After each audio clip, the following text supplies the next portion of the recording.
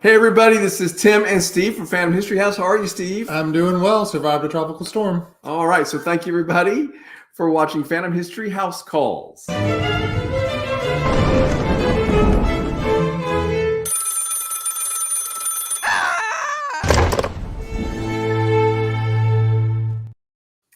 All right, so this is going to be an interesting one. Yes, this is a conversation that we both don't know a whole lot about.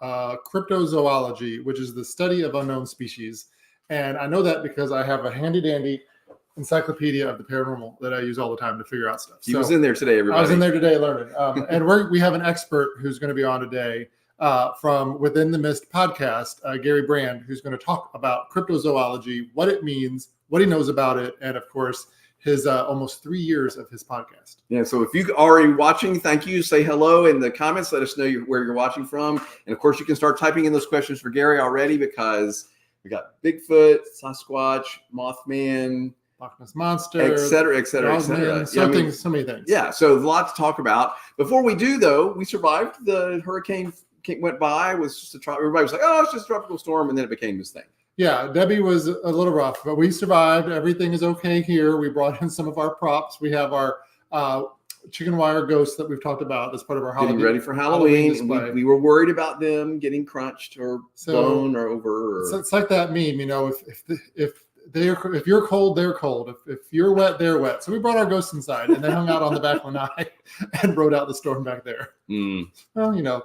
So anyway, now they're back. That happened. That happened. We're doing great. So there, don't forget that our summer special, any room, any night, only $125 through August 22nd. Yes. So we hope that you will come join us in the air conditioning and relax and put your feet up and relax and enjoy the, baked goods and the atmosphere. Absolutely. And remember, on August 23rd, which is that Friday, our second edition of our scavenger hunt returns to Phantom History House. It's going to be super fun. Yeah. So if you came to the first one, this one's all completely different. So everybody watching, we have Gary Brand with us. We're going to talk about cryptozoology. It'll be really interesting. The only other thing we want to mention is, of course, if you're watching our social media, you've seen our latest brilliant video production. I don't know about that. But anyway, where we're getting ready for the big Halloween party. Yes, October 26th. It's never too early to plan ahead.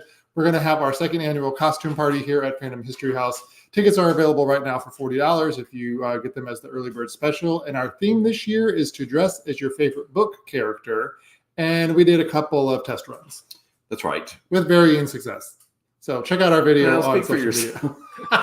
No, but anyway, I can tell you that at least I'm going to dress up at least once as someone where I can say, "Good evening, Governor," the whole time. Yeah, that's my goal. You're Mr. Charles Dickens. I don't know. Yeah, I do love my Dickens. Yeah, so anyway, absolutely. All right. So shall we bring Gary on? Hey, Kristen. Hey, Chris. Good to see you guys. Thanks for tuning in. And let us know where you're watching from. And absolutely, I think we should bring Gary on. All right. So here is Gary Brand. Gary, how are you? I'm fine and excited to be here. Thanks. Well, we're really excited to have you here. And like we were talking before we went live, it's always great to cross collaborate with other podcasters and people who are kind of in this supernatural world.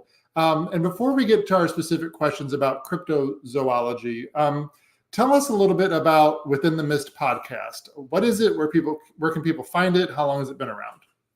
Sure. I mean, I've visited a Phantom House once before, but it was like really noisy with all the screams. Nice. Well, it seems that it was suffering from window pains. Oh my gosh. But I'm bummed. We have dad jokes already. Okay, wow. No, but actually, my name is Gary Brand, with my wife, who usually has to suffer through the dad jokes, Goldie Ann. We have a weekly podcast called Within the Mist, and we share stories of cryptids, ghosts, and other mysteries, where I will tell the story of the urban legends of the subject matter of the week, and then we go through the pros and cons of what it might be and leave the answer of, whether the people believe into it at the end for the audience. Interesting stuff. Yeah, and I like that it's cryptids and ghosts and lore, because all that stuff is so interesting and ties back. I always think that all this stuff has to start with some grain of truth. That's how I've always been taught. And So I guess my first question for you is, Gary, are you a believer in cryptids? I mean, are they really out there? Okay, well, to answer that, you have to look at cryptozoology in two parts. Okay. Cryptozoology is the science of discovery of unknown animals. Now, most people just think that that's just Bigfoot hunters and so forth.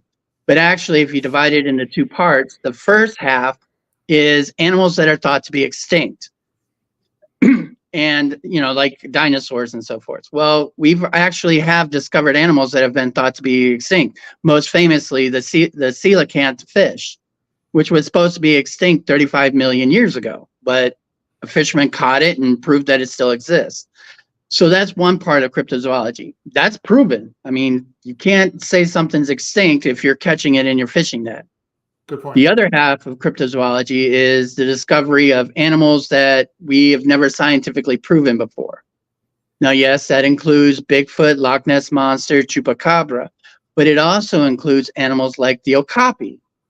And if you're not familiar with what an okapi is, it's a horse-like animal that is very closely related to the giraffe because of its long tongue and so forth. And they even have one at Disney's Animal Kingdom. So this is an animal, the size of a horse that people did not know existed until it was actually discovered. Mm-hmm. The Highland gorilla. People thought that was a made-up animal until someone actually discovered it in the early 1920s. So we're discovering animals that didn't, used to, people didn't believe existed. So yes, I do believe that there are still going to be animals out there to be discovered. I mean, they say that we've spent more time on the moon than we have at the bottom of the ocean. So Lord knows what's down there. I mean, we've claimed that there's been the giant squid actually exists. And it's only been recently we've been able to video them. Right. And I know it's, what is it, like we've only explored 5% of the ocean, if that. I mean, it's a very, very small number. So there's a lot of stuff we've never encountered, I'm sure. And there's a lot of land we've never actually existed in. I mean, you hear on the news all the time, a tribe that has never been, a tribe that's been discovered that has never had contact with modern man. Yeah. So why can't there be animals that have never been in contact with, modern man? That's true. I was watching, again, while I was researching a little bit about cryptids and cryptozoology, I saw a video about, and I think it was from the 70s, but it was explorers, I think it was in South America, came across a tribe who had never seen a mirror before, and they're showing them this mirror and they're seeing their reflection and their reactions. It was just fascinating to see because, the 70s, that wasn't yesterday, but it's also not a million years ago. So and it's involved. It's actually part of what we would call a technology era. We actually have movies and recordings from that time. So that's when we were able to start picking up, these kind of things. I mean, you have where they've gone out to the different tribes and they're showing them pictures of Brontosaurus and they're saying, oh yeah, that's the Mobile Mobica. And so they're like, okay, you guys have actually seen this. This thing's a Brontosaurus that's supposed to have been extinct, millions of years ago. Right. So as we branch out, how do these people know what a Brontosaurus is? Except they've seen one. Right. Yeah, really interesting. So how did you get involved in this, interested in this? Is this something you've liked as when you were younger, or how did you end up being so immersed in this world? All right. Okay. The easiest way to explain it is that I was a geek in high school, junior high. I am from the time when Dungeons and Dragons came out. Nice. And one of the coolest things about Dungeons and Dragons is that there's a player's manual, there's a dungeon master's manual, and then there's the monster's compendium. I love that book because, it talked about dragons. It gave all the details about it. It talked about all these goblins and all these other creatures that I never even heard of. Well, I was reading about this one time in a library when the librarian came up to me and says, well, if you're interested in that, you might want to know that some of those creatures might actually exist. And it was at that time she gave me an encyclopedia from Lauren Coleman, which basically broke down all these different cryptids. And, it was at the time where they were talking about Yetis, Chupacabras, and all of those. And the one that really caught my attention was the Mothman, because I'm from Ohio, and actually Point Pleasant, West Virginia is only 2 hours away. So that was the one I really got focused on and did all kinds of reading on it. And it was so amazing that for 13 months, people saw it. Again, I mean, a whole town saw this animal over that time period. So, I mean, how do you claim that many people are liars? Valid point. And it's funny, we mentioned, as we've been talking today, the Mothman has come up. And there was a movie in the 90s, the Mothman prophecies. I think that's really kind of what I know about it. I don't know a whole lot about the Mothman. So what's like the short history of what the Mothman is? Okay. Well, Mothman is like such a big story. We actually had to do 3 episodes on it. Okay. The short version, John Keel, who wrote the Mothman prophecies, went to investigate because people started seeing this creature. Now, honestly, when you read the Mothman prophecies, his take on the Mothman is that it's an extra dimensional creature, something that came from not even another planet, but from another dimension different from our own. So it's kind of like a space alien, but not from outer space. Mm-hmm. When you actually look at the Mothman, there's 3 theories that you can look at. One, it is an alien from an interdimensional, like John Keel painted it out to be. 2, it could be an undiscovered creature, so a giant bird-like creature, which the U.S. has a whole history of, from even Pajaro from Texas, the Texas big bird, the Van Meter visitor, bat squatch, all these winged animals that the United States seems to have. In fact, Native Americans have the Thunderbird, which could be the Mothman in theory. So that's the second one, is the cryptozoology. And then there's the third one, the one that I think is the most interesting, is that the Bible doesn't describe angels the way we think of angels, humans with wings. They describe them basically as freaked out, monstrous looking things that if you look at them, you'll get dizzy, your head will hurt, you'll get burns and so forth. That's kind of the same thing the Mothman was doing. So maybe the Mothman is the angel of doom.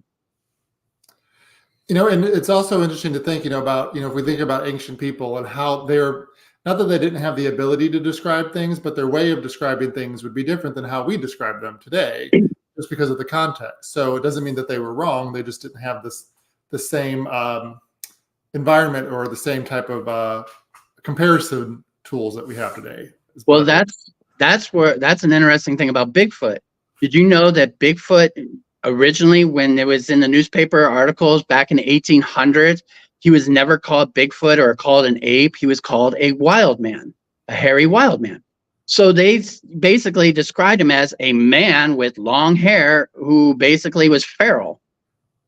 And he was known to attack people or would be seen in the people. So they kind of treated him like he was a feral individual. That's because we hadn't discovered gorillas yet. Once we had gorillas and were in the newspapers and we had studied giant apes, all of a sudden Bigfoot became more ape-like. And that's because it was easier for us to describe what we were seeing, because he was more like an ape, and we actually understood what a gorilla or an ape was. So Bigfoot transformed from a hairy man to a Bigfoot. And now we understand interdimensions and physics and everything. We're all big on that, and teleportations and so forth. So now we're actually even describing Bigfoot as an interdimensional. And a lot of people have pushed back on that. They want to keep him as an ape man, but we use interdimensional to explain why there's no bodies, why he appears and disappears, why people get sick to their stomach, from ultrasounds and so forth. So yeah, as evolution, as our understanding of technology and descriptions, we've been even changing Bigfoot. Bigfoot's never been Bigfoot. Yeah, I'm glad you brought up the technology side, because I think because cryptozoology in its definition is a science of studying unknown species. It is a science. So science learns from itself. As we learn more things, we kind of understand more as we move forward. That's the whole point of science. I'm curious about Florida particularly. Like, what are the cryptids here? I've heard of the skunk ape, that it's kind of like a Bigfoot thing. Bigfoot is our hairy hominid. And interestingly, there's actually the Miyaka ape photos. They have actually taken pictures of it, and it looks more like an orangutan than anything else. It's just a supersized orangutan. And actually, Gigantopithecus was a giant orangutan. Now, why it would be in Florida, I can't answer that. But there was a tribe here before the Spaniards even got here who warned people coming in of the Shell people, which were a reclusive giant tribe of Native Americans that, the other tribes warned everyone to stay away from. And that could have been this Bigfoot. In fact, Ponce de Leon thought the Fountain of Youth was here because the Indian tribes that he met were so huge and so massive. He figured they had to be this size because of drinking from the Fountain of Youth. Right. And he was seeing, and they were showing him details of even bigger, people. So he was showing them the skunk ape and the Bigfoot people. And Bigfoot might be why Ponce de Leon thought the Fountain of Youth was here. I've never put the two together, so that's fascinating. And there's so much of, even though Florida is crazy crowded and we're all on top of each other, it feels like there's a lot of parts of Florida that are very rural. I mean, look at the Everglades, for example. There's so much. I'm not going to go in there looking for anything. But and a lot of the Everglades is protected. Right. So we can't go in there anyway. So other than, the skunk ape or this, ape-like creature, are there any other cryptids that are usually associated with Florida? There's one tragic story. Are you familiar with Pensacola? Yes. Okay, there's the Pensacola sea monster. And the story of that goes that there was a group of 5 friends who decided to go surfing one morning. I think it was in the 1960s. And so they went out in a boat and they were going to go surfing and boating and so forth. Well, the fog came in and they basically got trapped where they basically had to leave the boat that they were on to try to swim for shore. While they were swimming, the one person heard the others screaming and saw a sea monster. And basically he was the only survivor because he grabbed onto a buoy. And his story when he was actually found and rescued was that his 4 friends were killed by a sea monster that dragged them under the water. That's terrifying. Yeah. Like you need any more reasons not to get in the water. Exactly. You said this was in Pensacola or near Pensacola? Pensacola. It's called the Pensacola sea monster. Okay. I think we like to think, those of us who live on this coast, on the Gulf Coast, think that we're on the safe side of the water because all the scary stuff's out in the Atlantic. But obviously that's not the case if we have this sea monster. And obviously things can travel too, I would think. Right. So what are the theories around what that sea monster is? Is it a whale? Is it a Magdalon? What is it? Okay. There's a lot. The most common theory is that he was suffering from hypothermia, and he just basically heard his friends drown, and his mind couldn't handle that his friends were drowning, so he mentally created the sea monster. Okay. If he actually saw something, there are a lot of things that could have been confused with it. Yes, whales are very common to get mistaken for that. Just the way that they put up one fin could be mistaken in a fog as to being a sea monster and so forth. But, it's kind of hard for anything to be mistaken as a giant snake-like head, that he drew. Doesn't look like anything else. Do you find it, obviously you're super interested in trying to figure out what's out there and you like sharing the stories, but is it also frustrating at the same time because sometimes we're so close to finding something or there's an eyewitness, but it's not quite what we need. How does that impact you as somebody who's so into cryptozoology? To be honest, I don't mind if things don't get solved. Okay. We live in a world where we have to have answers for everything. We want to know why people act the way they do. Well, it's got to be the brain chemistry. It's got to be the way they raise. We have lost so much magic in our world. And I think that that's why people are so interested in the paranormal. It's magic that might still exist in the world. Right. Ghosts are not proven. People believe in them. And so that's still magic in the world. There might be, animals out there that have been undiscovered, untouched by man. That's still magic out there. Right. And we don't explain them. So I'm okay with that because I kind of like to know that there's still a little magic in the world. Yeah. And, to your point, we do feel like we need to know everything. And, if we know everything, what happens to curiosity? And I love the curiosity in the paranormal world, whether it's cryptids, whether it's ghosts, whatever it might be. I wanted to shift back a little bit to the podcast and the stories that you share there. The ones I didn't get to listen to all 140 Three. or other, but I plan to.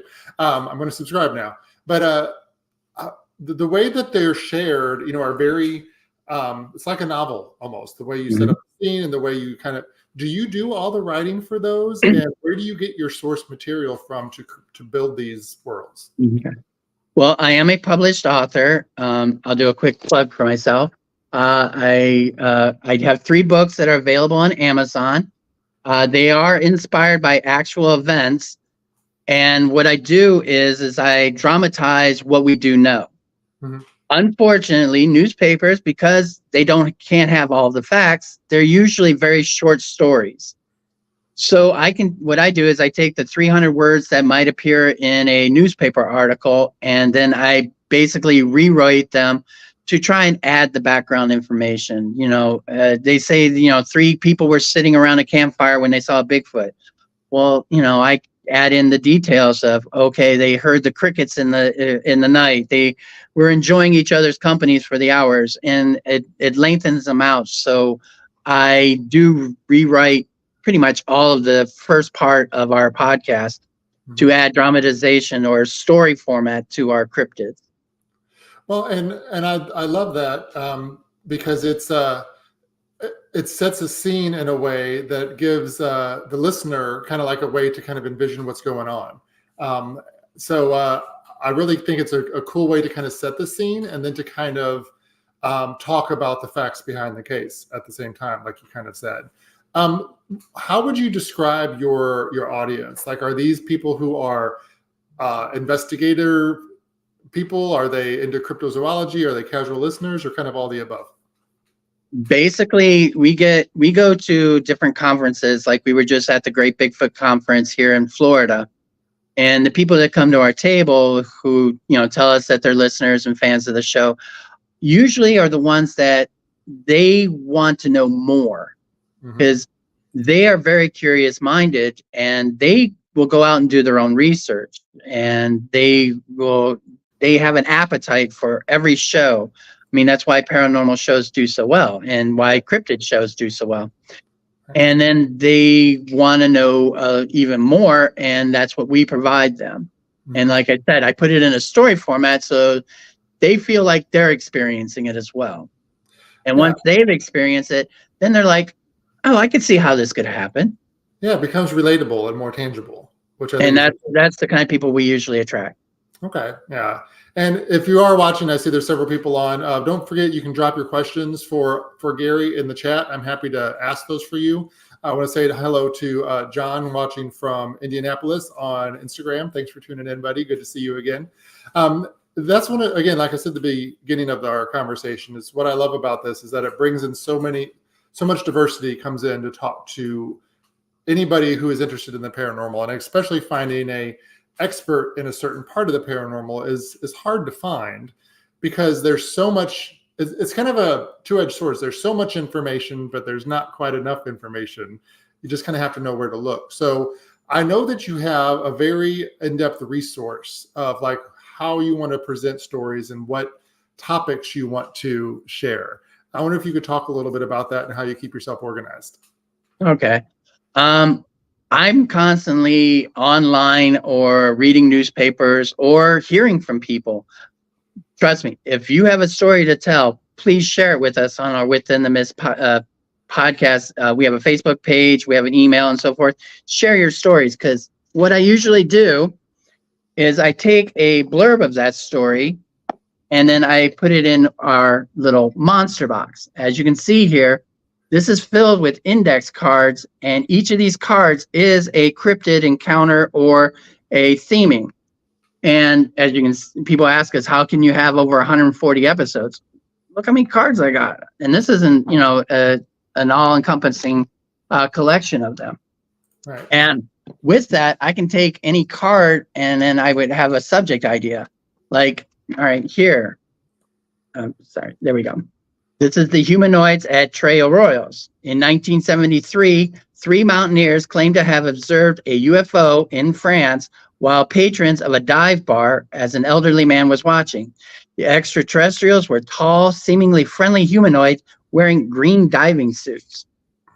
Wow. So there's a subject area to go into. And then I have the source of, it was in Fate magazine. So, I mean, there's an incident in 1973 where 3 mountaineers ran into aliens while doing a mountain climb. And it's so fascinating because all we really have is their eyewitness accounts, so obviously you build a story from there, but there's so many of those stories out there. And I'm having this, like I'm playing the original Men in Black movie in my head where they use like the tabloids to kind of say, oh, this is a real legitimate lead, we need to follow up. So this is kind of an out of left field question for you. What do you think about those kinds of publications, where that's just like Bat Boy and, that kind of stuff from the 80s and 90s? What is your take on those kind of things? Do you think there's any grain of truth to that kind of stuff? Unfortunately, the tabloids like that, the Weekly World News, they come straight out and say that this isn't news. Right. And so they're very upfront that they made everything up. Now, again, they may have taken a kernel of truth and then they made it into the story. But things like that, no. Now there are others like Fate magazine. They take actual stories that if for all intents and purposes are true, as far as the people who are telling them the encounters that they had or the pictures that they have. These are true as far as that they can prove. The thing is evidence is broken down into different categories. First, you have the anecdotal, which is where you talk to a person, you get their story, and then you try and base it on whether or not you believe that person. Generally, the more people who say it, or if they're a very credible source, it makes it more supportable. Just like if you were in a court of law. The second type of evidence is historical data, where you can see how far back this evidence has gone, and especially in newspapers and those kind of documentations. And then the third is your technology. What photos, what videos do you have? And then the last one is your physical evidence. Has there been footprints? Has anything been left behind? Bits of spacecraft, crop circles, anything like that you can physically touch and determine if it was paranormal or not. Right. So when you put all 4 parts of that, that's what you try and use to prove if something was true or not. No. You said you had a question. Well, I do, but do you want to ask this one first? Sure. We had a follow-up question in our chat about the Bigfoot conversation we had a little bit earlier. Okay. So we asked Terry's question, and thank you for watching, Terry. It's good to see you. Thank you, Terry. Curious what Gary's thoughts are on the idea that Bigfoot could be an alien race using multidimensional portals. Interesting concept. What do you have to say to that? Well, like I said, we've evolved from wild man to Bigfoot to interdimensional beings. And that is kind of where a lot of scientists want to go. I mean, there's a lot of pushback against that because, people don't want to change what they are already used to. But it does answer a lot of questions. And in fact, there have been a lot of times where there's been crossovers of Bigfoot sightings and UFO sightings. Famous case in West Virginia in 1989, a family of 3 and 2 police officers saw a spaceship touch ground, and in the woodlands next to it, they saw 2 Bigfoot-type creatures. And they didn't know if the Bigfoots came out to investigate the UFO just like they did, or if there was a connection between the 2. And then there's the theory that, like in Skinwalker Ranch, which is thought to have interdimensional portals that allows beings to cross over from one dimension or another world back and forth. And that Bigfoot is an example of the dominant life form on another planet, just like people would be. Mm-hmm. Now, I like that theory, but I have one caveat to it. When we first started sending objects into space, we didn't send people first. We sent mice, we sent monkeys, we sent dogs. True. Why do we not assume that they wouldn't do the same? And if they were, testing out their technology and sending things out into space and sending it to us, why do we assume that, the Bigfoot is the dominant or the most intelligent life form they have? Maybe it's just their test subject. That's fascinating. It's like if you were flying by Earth and you saw the Russian dog, the Russian cosmonaut, and you think that the dog is what overly populates the planet. So that's an interesting take because you only know what you know, and it's not a lot. So that's and they may have been, and my theory is that maybe they sent Bigfoot to Earth because they do know that humans are bipedal, walking upright, doing the things they do. So they sent a life form that was very similar to us here to investigate us or to test out, living conditions here on their own. So that's their test, explorers.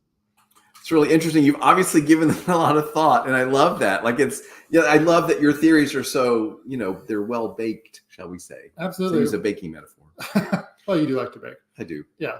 Yeah, it's really interesting. So I ran across something where it was, I guess it was online or something, but anyway, it was each state had their unknown creature thing. So that's a terrible way to say it. What would you call it? Their own cryptid. It's okay. Yeah. Thank you.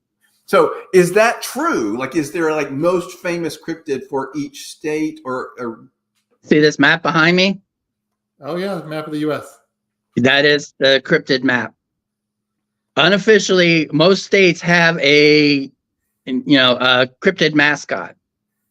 Well, that's what I was going to ask. Is it like the state bird or the state flower? They have their own cryptid too. That's really interesting. And what's the one for Florida? Wasn't it the skunk ape? The skunk ape is technically our mascot.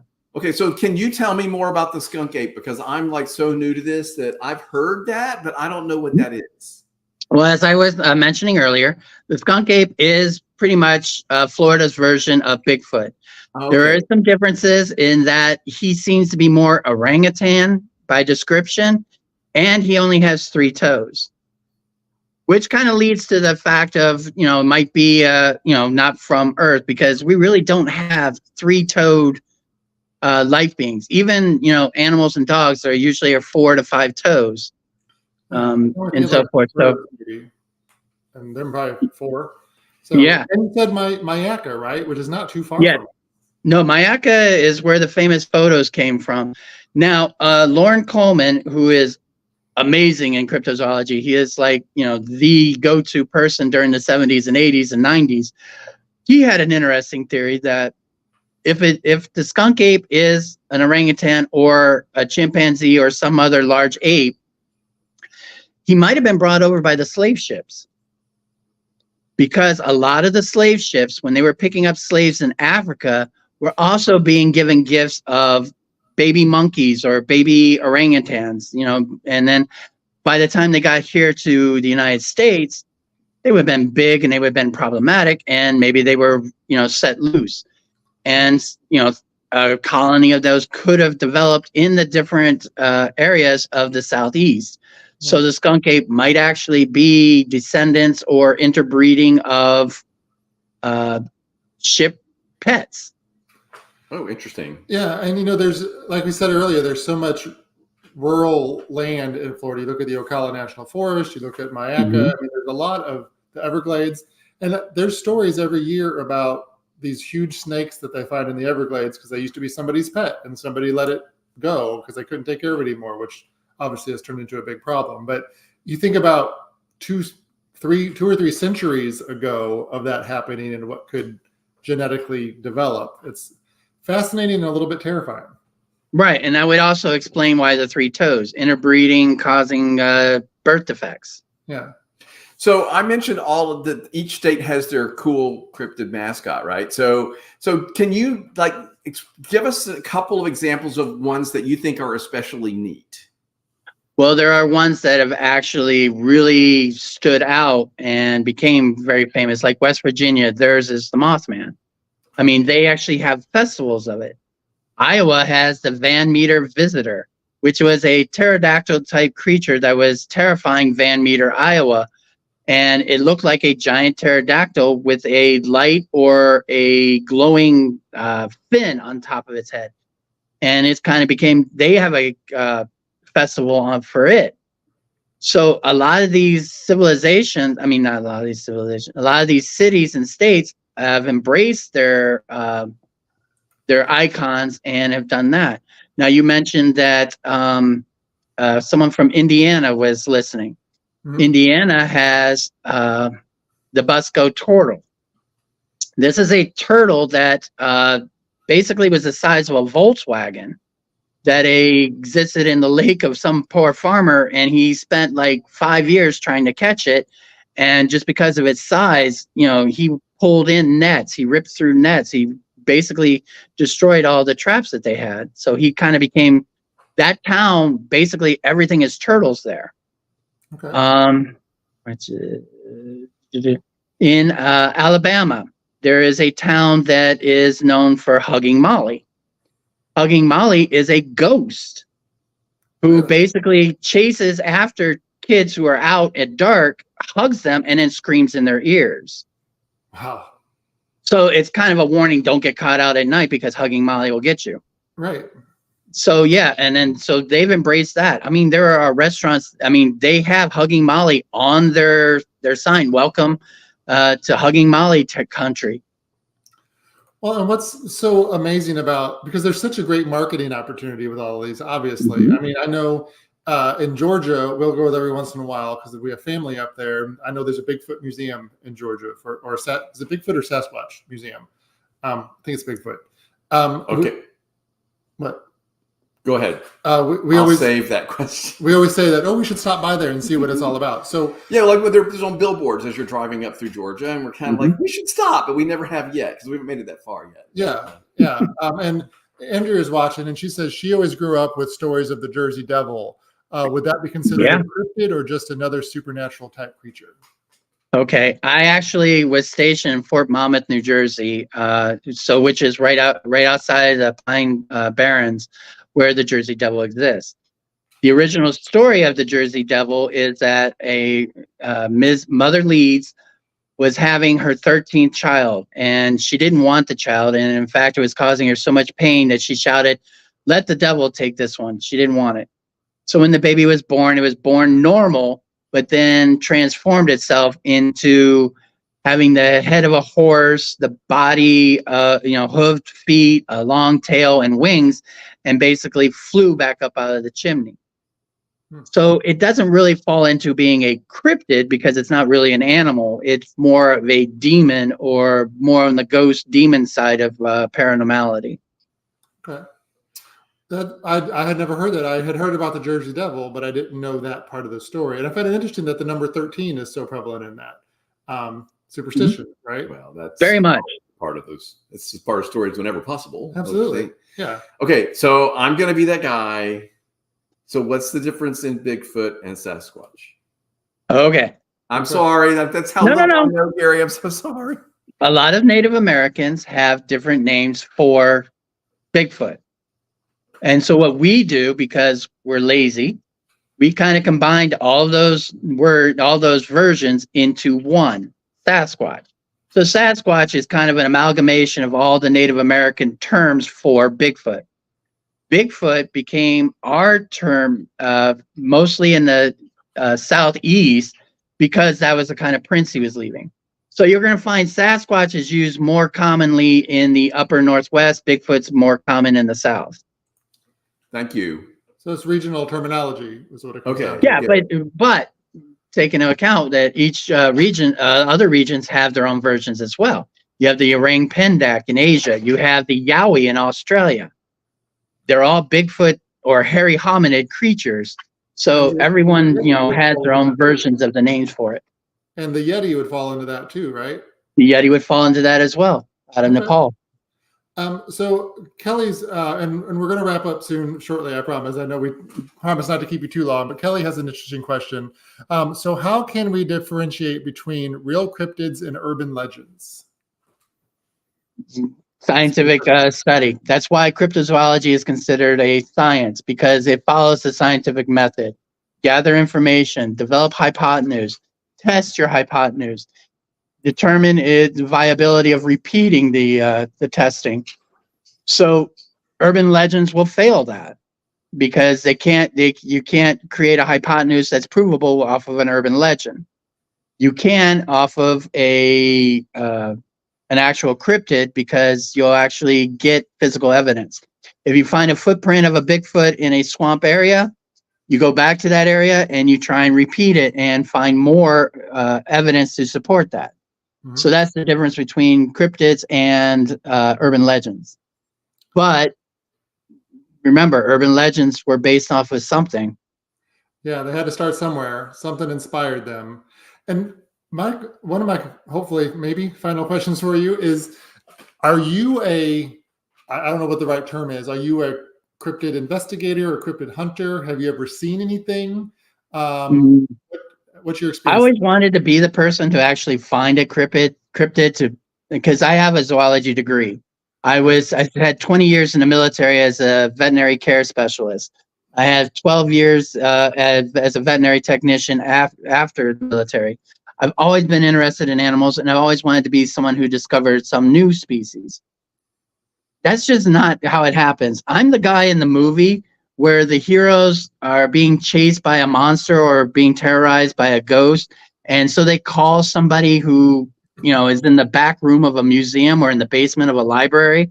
And he opens up this big dusty book that says, oh yeah, I know what that is.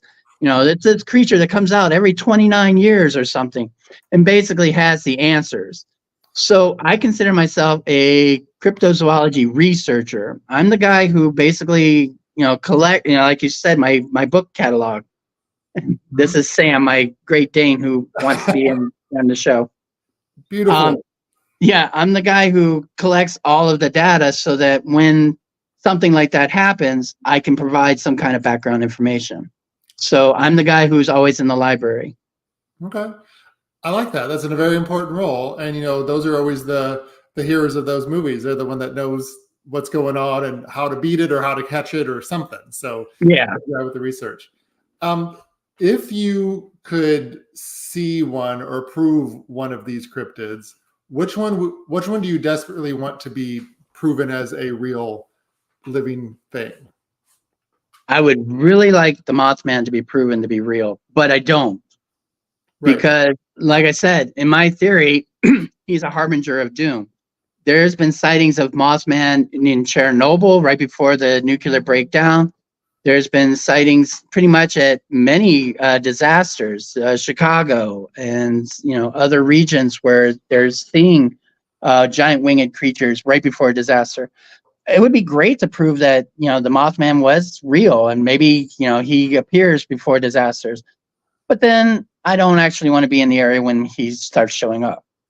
Right. It's not a good sign. And I wonder if he's shown up at some of my previous relationships. He probably has. It's like, this is a disaster, time to get out of there. Was the giant winged creature the tip that you needed? Yeah, time to go. I mean, okay, I'll do this one last time. This is the cry of the owl. The owl, as you can see on the cover, is a giant bat-like creature that existed on Java Island. And it was fine and dandy, didn't bother anyone. It, just collected fish in a local stream until we started industrializing Java Island as a shipping between the East and the West. That's when he started getting nasty. And so that's what my book is based on. And it would be neat to prove that there is this giant chimpanzee-sized bat, but it also means that you're infringing on his environment, and that never goes well when humans and wildlife combine like that. Right. I mean, we see that all the time with urban sprawl. We're disturbing the wildlife, so. Well, right. And if you prove it, then everybody's going to swoop in, and whatever that is, their life is pretty much messed up. Yeah, exactly. Yeah. Mankind is the stopping point of most habitation. Yeah, it's the King Kong effect. There you go. Yeah, this is really interesting. So, I love when somebody is like an authority on their thing and has done so much work and research. And like Gary, you're clearly in that area. I think it's really interesting. So if somebody wants to get one of your books, where do they go? And then if they want to find Within the Mist podcast, where do they go? Okay. I am a published author, self-published, so all of my books are on Amazon, which includes a dad joke book. So I have the paranormal dad jokes for the paranormal dad, and also 2 other books that you can buy on Amazon. Just look up Gary Brand as the author, and it'll pull up all of my books. Within the Mist is available on all podcast providers, so everything from Apple to iTunes to Spotify to iHeart. We publish a new episode every Monday, and I'll give you guys a quick sneak peek. Next Monday will be the Teke, a Japanese ghost that hunts down bullies. Ooh. Oh, we could use one of them. Yeah, like a heroic cryptid. I'm a fan already. Yeah. We need more of those. No, that's very cool. So you started, now that explains a lot, because everybody, if you weren't watching at the very beginning, you need to go back and watch the recording, because you started with some of your paranormal dad jokes and I did not know what you're doing. So can you leave us with one? Okay. Since Bigfoot was kind of a favorite topic, do you know what Bigfoot's favorite snack chips is? No, wait a minute. Now you guys are claimed to be great hosts. If a Bigfoot comes to your establishment, what kind of chips are you going to serve him? I'm going through all the chips. I know, I'm too. Okay. I keep coming up with Cheez-Its, but that doesn't make any sense. I don't know. Okay, what is it? Well, make sure you guys have Doritos in stock, as in Doritos. Ooh, nice. Dad joke. Perfect. Wow, I guess we're going to have to get that book then. We already have to we get that can book. regale our guests with the latest paranormal dad joke. Exactly. Brought to us by Gary Brand with Within the Mist podcast. Thank you, Gary, so much for chatting with us tonight. I learned a lot. I'm very interested in this subject now more than I ever have been. I can't wait to check out your books and, of course, do a little bit more research on my side, too. And, of course, if I have more questions about this topic, I now know who to go to. So I'll be shooting you an email if I come across those. Absolutely. I love talking about this. And, yeah, if you don't stop me, this interview will go on for days. Well, I think it's very cool. Thank you for sharing your expertise with us and your passion for this. It's always fun to talk to somebody who's really excited about their thing. Absolutely. And that came across very clearly tonight. So thank you for sharing that with us. Yes. And thank you to everybody who tuned in and asked your questions. Yes. Great to see so many familiar faces and a few new ones as well. And of course, this will live on our YouTube channel as well as Facebook. So feel free to share it and come see us here at Phantom History House. We are looking forward to a very busy fall and hope to see you here. Yeah, book your room soon. Thank you, Gary. Thank you, Tim and Steve.